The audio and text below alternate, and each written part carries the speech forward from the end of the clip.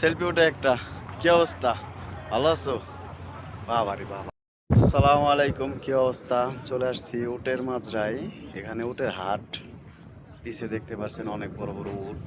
তো আমি কাছে যাইতে ভয় পাচ্ছি, এর জন্য বেশি একটা কাছে যাই নাই। দূরে থেকে ভিডিওটা করলাম আপনাদের দেখানোর জন্য। তো এখানে আজকে উট বেচা কিনা হবে। ওই তো দেখতে পাচ্ছেন অনেক বড় বড় উট।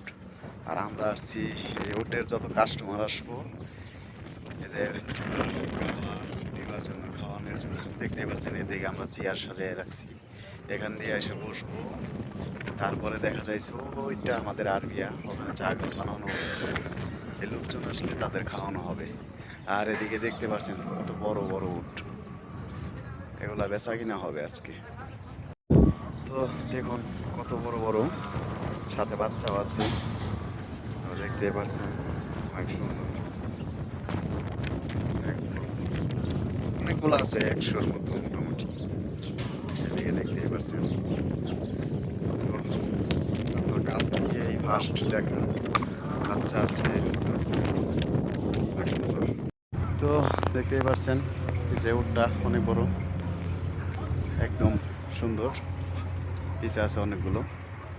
তো ভালো লাগলো অনেক, এর জন্য একটা ভিডিও বানাইলাম আপনাদের দেখার জন্য। নাইস।